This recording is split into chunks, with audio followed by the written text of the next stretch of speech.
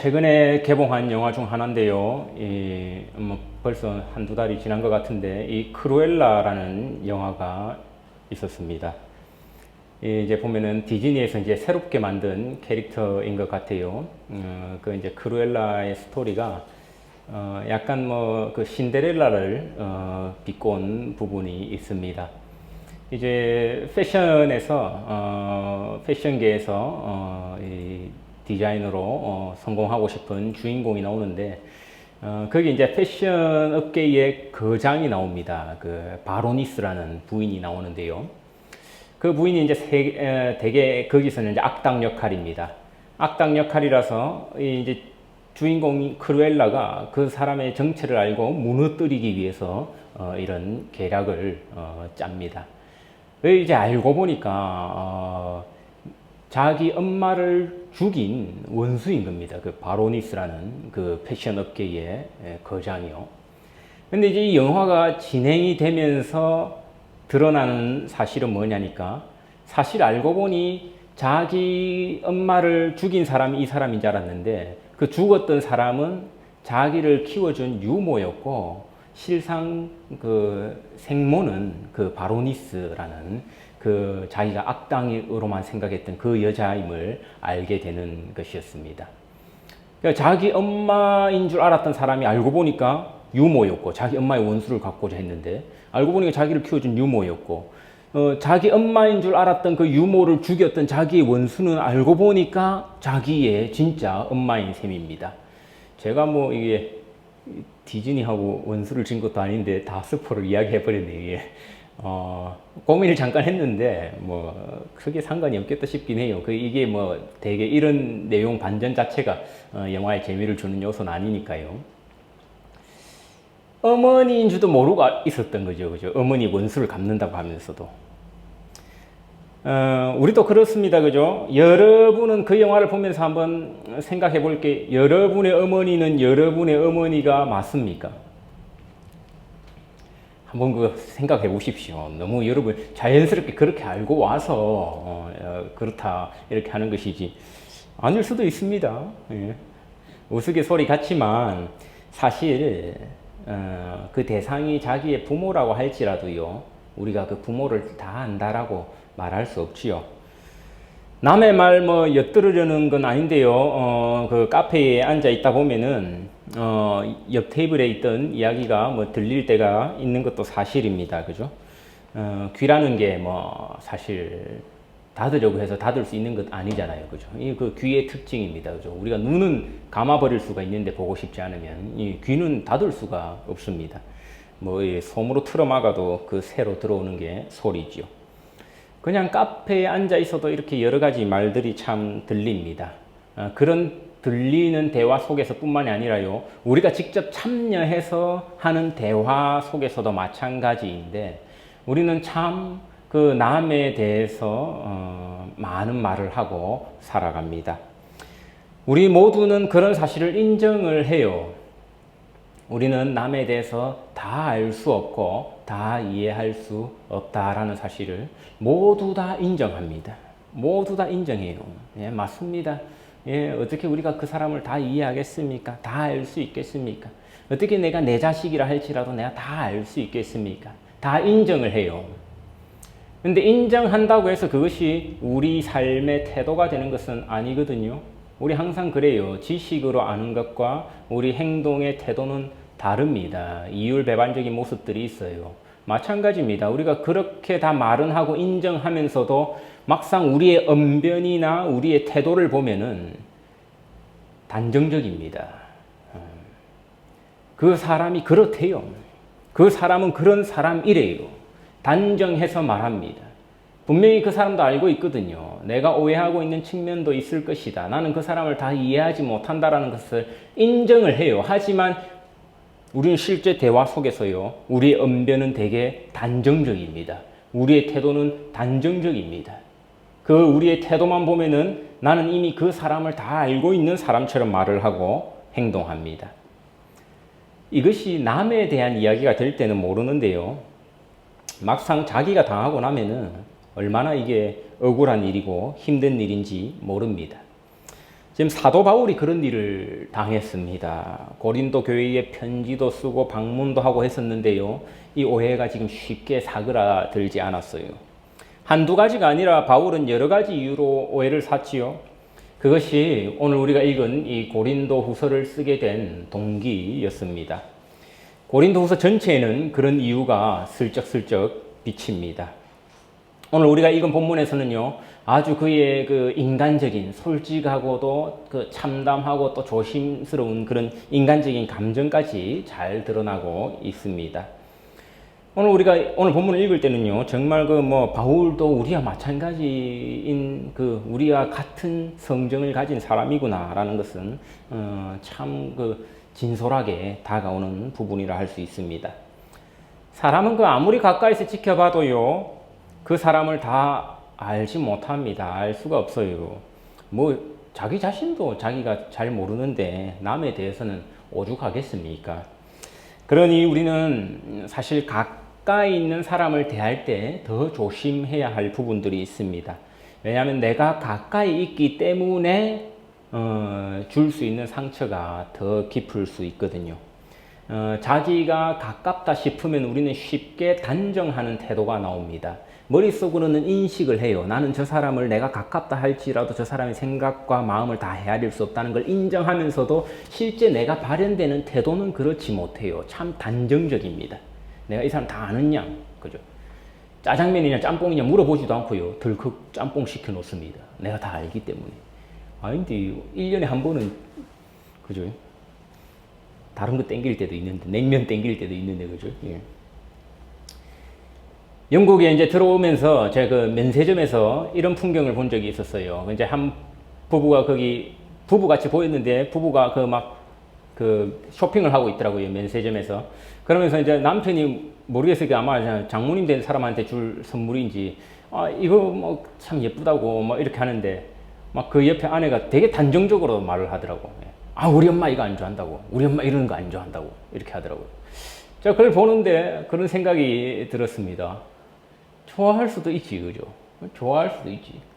예. 저도 그런 거 있더라고요. 가끔씩 보면은, 어디 같이 집사님들과 식사를 가거나 하면, 우리 목사님 이거는 안 좋아하시니까, 요쪽 메뉴를 보시면 된다고 하는데, 저도 달달한 거 땡길 때 있습니다. 예. 평소에 잘 안 먹지만, 먹고 싶어요. 예. 그럴 때가 있는데, 이렇게 단정적으로 말하는 것은 항상 그 함정을 가지고 있다라는 겁니다. 그죠? 건방지다라거나 무례하다라거나 이러한 표현들 멀리 있는 사람에게만 해당되는 말 아니에요. 주로 자녀가 부모를 다 아는 듯이 말할 때 부모는 자녀에게서 건방짐을 느낍니다. 아내가 남편에 대해서 다 아는 듯이 확신에 찬 어조로 말을 할 때 그 말은 건방진 어투를 띠게 됩니다. 남편이 아내에 대해서 다 아는 듯이 내 아내는 이렇습니다 라고 확신에 찬 어조로 말할 때 그 말은 무례하게 다가옵니다. 오랜 친구에 대해서도 마찬가지지요. 아니면은 오래 같이 일했던 직원에 대해서 말하는 것도 마찬가지고, 우리 또 오래 같이 신앙생활 했던 다른 성도에 대해 말하는 것도 마찬가지일 겁니다. 그런 단정적인 어조는 상당히 건방지게 들리고 무례하게 들릴 때가 있습니다. 이런 건방진 일을 당할 때 사람의 마음은 상처를 입게 됩니다. 그리고 당한 사람의 마음에는 또 분노와 화가 치밀어 오르게 되는 거지요. 바울이 고린도에 머물렀던 시기는 제법 길었어요. 1년 반 정도 됐습니다. 순회 사역의 이 특징이었던 그의 사역을 생각해 볼 때 1년 반이란 체류 기간은 상당했습니다. 그러니 고린도 사람들은 바울에 대해서 제법 잘 안다라고 스스로 생각했던 것 같아요. 그리고 바울에 대한 여러 말들을 했습니다. 가장 핵심적인 내용은 바울의 사도권을 의심했죠. 자기들이 가까이서 바울과 사귀어보고 지내보니까 이 사람은 다른 사도하고 좀 다른 거예요. 별로 권위도 없는 것 같고, 또 다른 사도들은 말을 참 잘했습니다. 이 전도도 잘하고 설교도 잘했는데 바울은 설교도 못하고 말주변이 없었거든요. 바울은. 과거 행적도 보십시오. 바울은 과거 행적이 아주 좀 그렇잖아요. 그죠? 기독교인들 때를 잡아 죽이고 넘기고 다녔다고요. 또 특이한 게 다른 목회자들처럼 사례를 받지 않았습니다. 그 월급을 받지 않았다고요. 여러분 아시겠지만 우리 월급을 받지 않는다고 해서 그것이 덕목으로 추앙되지 않습니다. 어떤 사람은 그걸 되게 좋게 생각한 반면 저 희생정신. 어떤 사람은 그걸 또 의심했습니다. 바울이 거기에 마음을 되게 상해했지요. 여러분 아시겠지만 그 전임 미국의 대통령이었던 트럼프 대통령 공약이 뭐였습니까? 공약 대통령 되기 전부터 나는 급여를 받지 않겠다 하고 자기 연봉은 1달러만 받겠다라고 공약을 걸고 실제로 당선되었을 때도 자기 연봉을 1달러만 받았지요. 하지만 우리는 그 트럼프 대통령을 존경하는 사람을 참 보기가 드뭅니다. 왜 그렇습니까? 그래 놓고 나라 세금으로 자기 연봉보다 더한 휴가비를 쓰고, 그죠? 예. 휴가비 청구하고, 이러니까. 예, 이거 무색해지는 겁니다. 바울을 둘러싼 오해도 그거였지요. 고린도 사회에서 교인들이 어떤 오해를 했습니까? 다른 목회자들, 다른 사도들은 월급을 받던데 바울은 월급도 받지 않고 저렇게 스스로 먹고 살아가는 걸 보니 꿈쳐둔 돈이 있을 것이다. 바울이 또 실제로 모교회로 생각했던 그 예루살렘 교회를 어려움에 처하자 예루살렘 교회를 위해서 여러 지교회를 돌면서 헌금을 모금하고 다닙니다. 거기에 대한 오해를 받지요. 저 헌금 분명히 바울이 뒤로 돌렸을 것이다. 바울 마음이 얼마나 상했을지 우리가 짐작이 가지요, 여러분. 그런 오해. 여러분, 작은 그 돈에 대해서는 오해 생겨도 우리 얼마나 마음이 상하는데, 바울은 심지어 자기가 자비랑으로 사역하면서 월급을 받지 않았는데도 월급을 받지 않는 일 때문에 이런 오해를 산 겁니다. 아니, 베드로 사도나 이런 사람들은 월급 받던데 저 양반은 월급도 안 받고 먹고 사는 것 보니 뒷돈 빼돌렸구나. 마음을 상합니다. 게다가 오늘 본문에서는 또 바울이 마음 상한 이유를 쭉 언급하는 것을 보면요. 어떤 오해였냐 하니까 바울은 변덕스럽기 때문에 믿을 만한 자가 못 된다라는 그런 오해가 있었다라는 것을 알 수 있습니다. 고린도 교회의 문제를 바울은 강하게 질책했습니다. 그리고 어느 정도 서로 이제 상했던 감정이 풀리고 나서 고린도 교인들은요, 바울이 다시 한번 자기 교회를 방문해 주기를 원했지요. 그리고 바울이 그러겠다라고 응했습니다. 오늘 본문을 보면 알 수 있습니다. 1장 15절과 16절에 나옵니다. 내가 이 확신을 가지고 너희로 2번 은혜를 얻게 하기 위해서 먼저 너희에게 이르렀다가 너희를 지나 마게도냐로 갔다가 다시 마게도냐에서 너희에게 가서 너희의 도움으로 유대에 가기를 계획하였으니라고 합니다. 실제로 바울이 약속을 한 겁니다. 그죠? 계획을 한 거예요. 내가 2번 너희를 방문하겠다. 우리가 이제 쭉 읽으면 알겠지만 결과적으로 바울이 못 갔습니다. 사실 본인 스스로 표현을 하면은 안 갔지요. 안 갔어요. 일단은 에베소에 사역하던 중에 고소를 당하게 됐습니다. 전도하던 중에 이제 고소와 비방을 당해서 일단 바울의 계획이 발목 잡히기도 했고요. 두 번째로는 오늘 본문에서 읽었듯이 바울은 스스로 내가 고린도 교회를 가지 않는 것이 좋겠다라고 판단을 내렸습니다. 서로 지금 감정이 꽉 찬 상태 아닙니까? 바울도 지금 억울해요. 억울한 심정에서 지금 고린도 교회 교인들을 향한 분노가 지금 이글이글 끓었어요. 그 순간 만나는 것은 유익하지 못하다라고 판단을 내린 겁니다. 여러분, 아이들이 싸우는 모습 보면 희한해요. 직전까지 잘 놀다가 갑자기 파다닥 하는 거 보면 둘이 붙어갖고 엉겨붙어 있습니다. 그럼 어른들이나 선생님은 어떻게 합니까? 가서 아이들이 싸우면 너희 왜 싸우니? 하고 물어봅니까? 일단 붙어 있으면 떼놓고 봅니다. 떼놓고 봐요. 둘이 팍 떼놓고 봅니다. 야, 너 저쪽 구석에 가 있어. 넌 저쪽 구석에 가 있어. 일단 감정이 가라앉고 나서 만나든지 해야 대화가 되지요. 서로 감정으로 북쳐 있을 때는 사실 대화가 만남이 선생님이 서로 억지로 악수하라고 하는 그게 의미가 없습니다. 서로 떨어져 있음이 주는 유익이 반드시 있거든요. 사람은 무조건 함께 해야 좋은 것은 아닙니다. 떨어져 있는 시간이 있기 때문에 함께 하는 시간이 좋은 것입니다. 스포츠 선수들이요, 그 한 팀으로 함께 호흡을 맞춰서 뛰는 모습을 보면 얼마나 참 아름답고 좋은지 모릅니다. 근데 스포츠 선수들을 늘 그렇게 한 팀으로 일상생활을 하라고 하면요, 선수들 그 스트레스 못 견뎌서 그 선수단 못 버팁니다. 해체합니다. 여러분, 그 축구 선수나 야구 선수들이요, 시합 마치면 어떻게 하는지 아십니까? 저는 잘 압니다. 예전에 그 젊은 시절에 항상 시합 마치면 그 앞에 기다리고 있었던 적들이 있어가지고, 예. 야구 선수들을 주로 이제 기다리고 있는다고 나오면요. 시합 끝나면 보통 개별적으로 다 퇴근하는데 바로 나갑니다. 바로. 뭐 시합이 끝나면은 우리가 함께 모이자. 오늘 경기 복귀해보자 하고 모여갖고 으쌰으쌰 하는 것이 아니라 뭐 회식 가자 해가지고 으쌰으쌰 가는 것이 아니라요. 뭐 이제 9회 말 경기 끝나면 다 각자 집에 갑니다. 어떤 투수는 막 자기 교체되고 나면 일찍 먼저 퇴근하는 투수도 있습니다. 함께 있는 데서 오는 스트레스를 나는 것이 있거든요. 그러니까 빨리 보내면 어떤 선수는 더그아웃에서 샤워도 안 하고 바로 집에 가버립니다. 예. 그러면 이제 저 같은 팬한테 붙들려서 같이 사진 찍히는 거죠. 예. 왜냐하면 각자 있을 때 또 스트레스가 풀리는 그런 것들이 있거든요.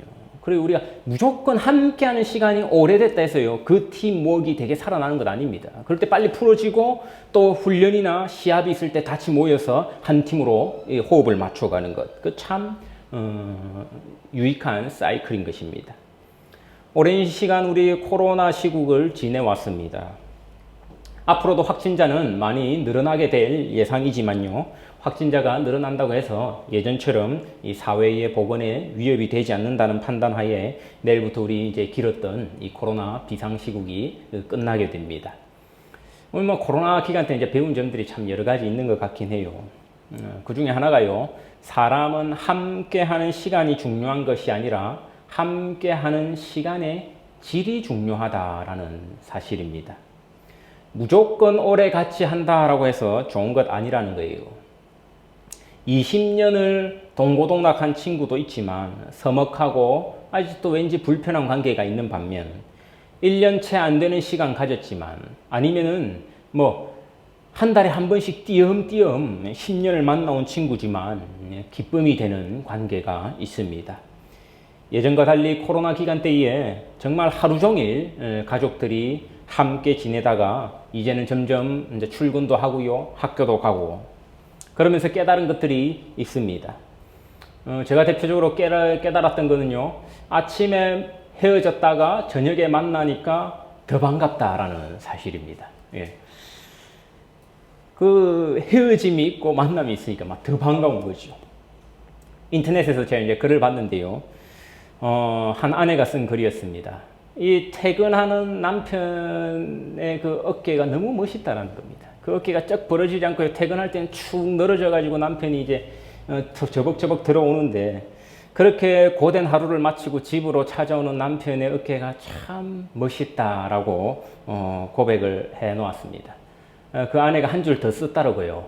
근데 그 다음날 의기양양한 어깨로 출근하는 모습을 보면 더 멋있대요. 예, 그 모습은 더 멋있다라는 겁니다.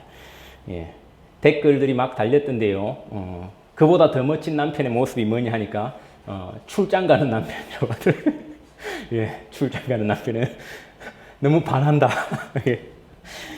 그 밑에 이제 막 일어났다. 아내가 예쁠 때는 그럼 언제냐 하니까 주말에 아이들을 데리고 친정 가는 그 아내의 모습, 예, 연애할 때의 모습과 같은 이런 신선함이 있다라고 해놓은 글들을 봤습니다.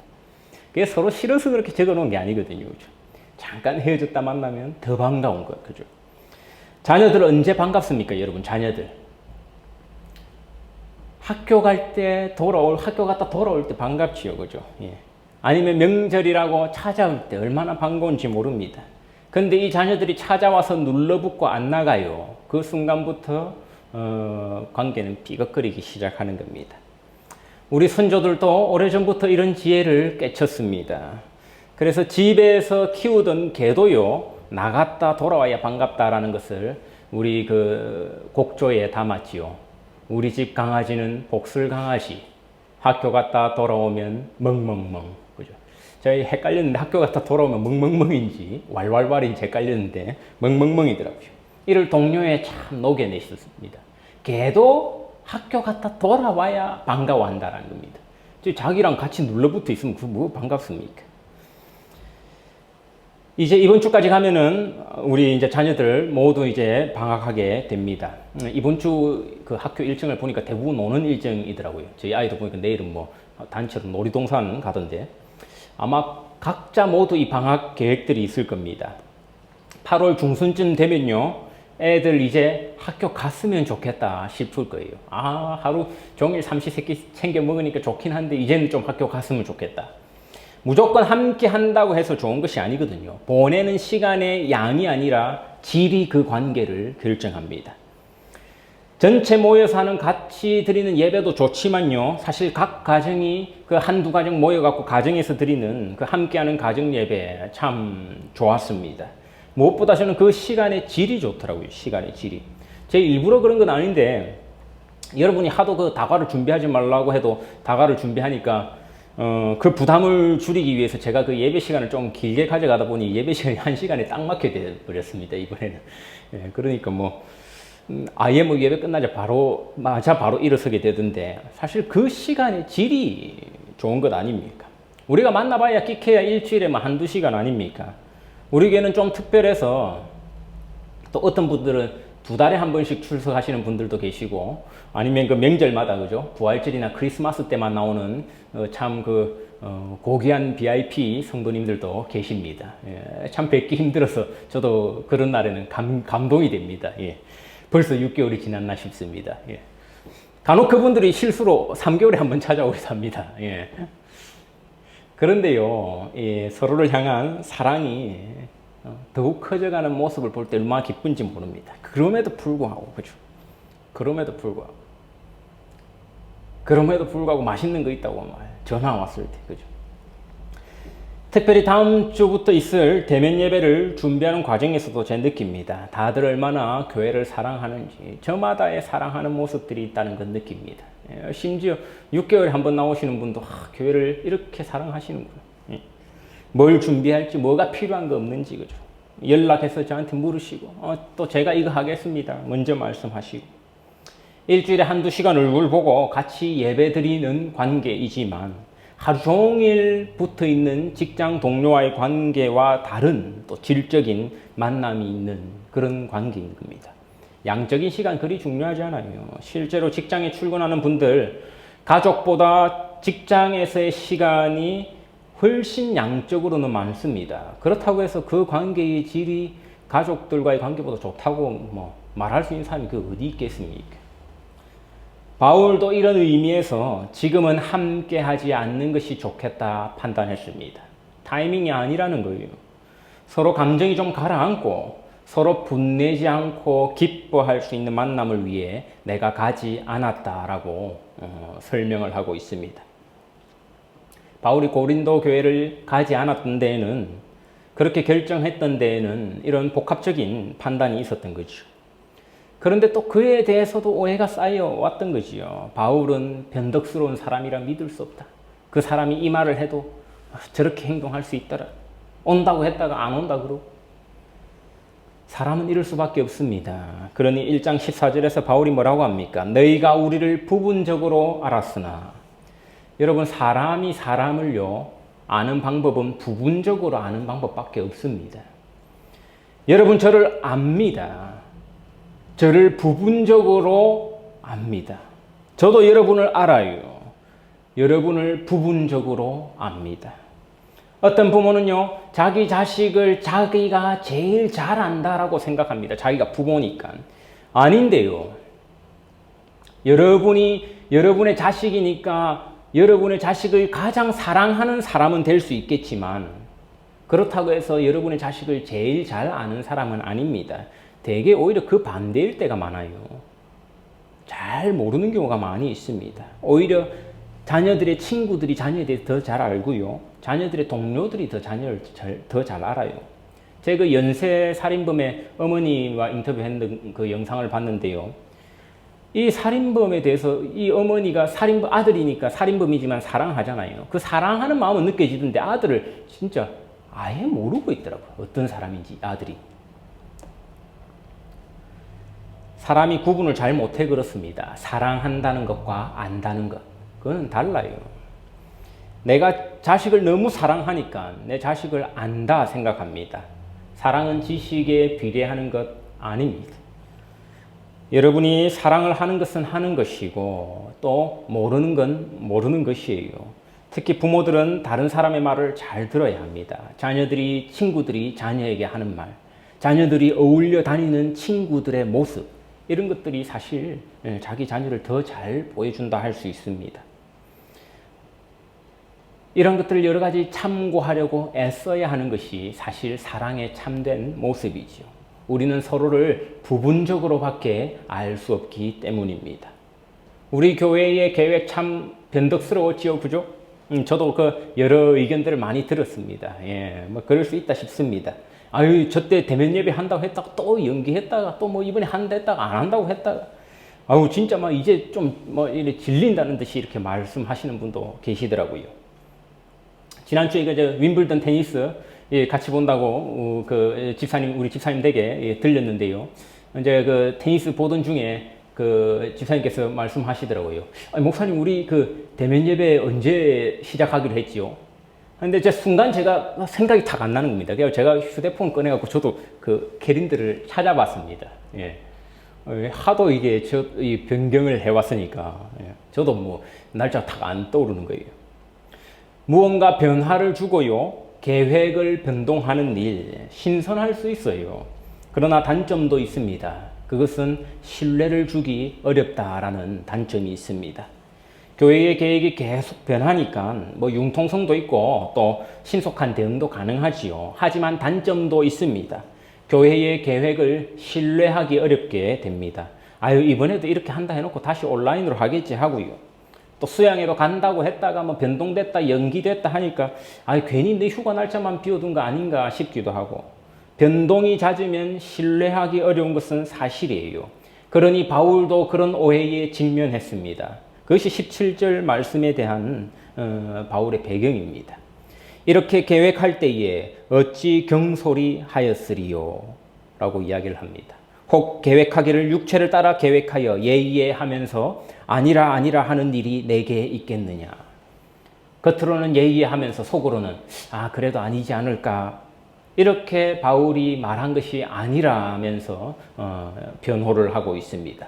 너희의 호감을 사기 위해서 내가 실제로는 갈 마음도 없으면서 겉으로는 가겠습니다 했던 것 아니라는 겁니다. 23절에 궁극적인 그 이유가 나오는데요. 바로 너희를 아끼기 때문이다 라고 하지요. 그리고 이어지는 2장 1절에서 반복됩니다. 지난번에 내가 너희 교회를 방문했을 때처럼 서로 간의 싸움으로 인하여서 감정을 다치지 않기 위해서 내가 이번에 가지 않기로 결심했다라고 이야기를 합니다. 4절에서는 진솔한 감정이 드러나지요. 마음에 큰 눌림과 걱정이 있어 많은 눈물로 너희에게 썼노니. 직접 가는 것보다 글로 쓰는 것이 더 낫겠다라고 판단을 해서 편지를 썼습니다. 이 편지를 우리는요, severe letter라고 부릅니다.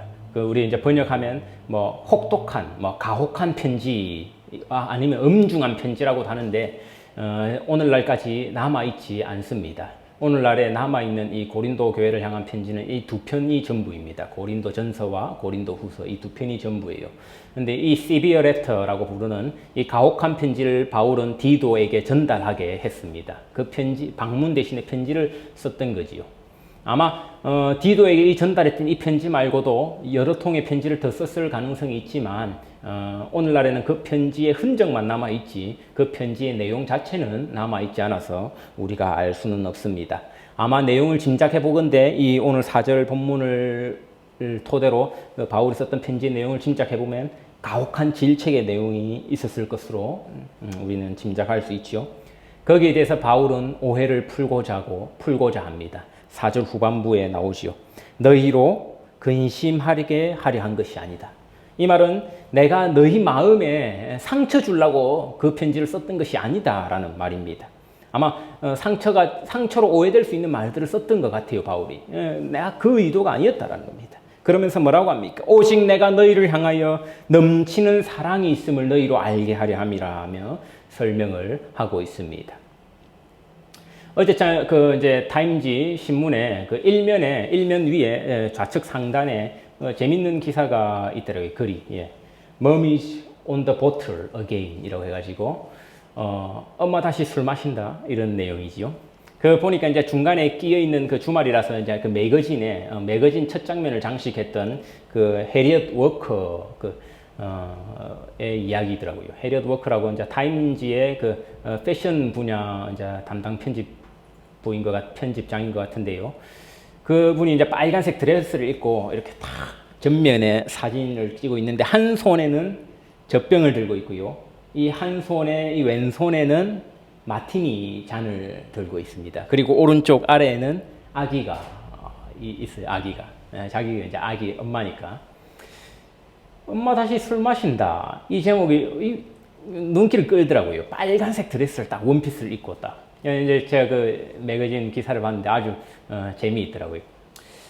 자기가 이제 술을 좋아해가지고 학창 시절 때부터 늘 이제 술을 마셔왔다라는 것이었습니다. 근데 술을 마시다가 뭐 전화를 실수로 해가지고 300파운드가 전화빌로 나오는 적도 있고, 자기 지갑도 있고, 휴대폰을 잊어버린 적도 있고, 또 뭐 잠자다가 그 소변을 본 적도 있고, 막 여러 가지 막 술 때문에 잦았던 실수들 이런 것들도 적어 놓고요. 그래 놓고 이제 한 번은 술을 끊었다라는 것이죠.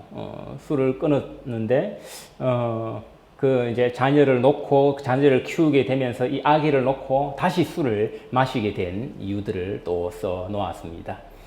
저걸 읽다가 이 사람이 참 변덕스럽다라는 인상을 받게 되더라고요. 전 처음에 뭐 그런 이야기를 썼길래 반성문이구나. 그래서 내가 술을 끊게 되고 새로운 삶을 살게 됐습니다가 아니라 이제 보니까 여성들이요 우리 유모차를 끌고 파크를 가는 것이 아니라 우리 친구들과 함께, 우리 친구는 유모차를 끌고 함께 펍으로 갑니다 라며 그런 내용들, 그런 사람들의 수기를 모아서 이번에 이제 자기가 책을 한 권 냈는데 그 책에 대한 자기 그 소감을 써놓은 것을 볼 수가 있었습니다. 참 좋았던 게 이 같은 여성들에 대한 따뜻한 심정이 녹아 있더라고요.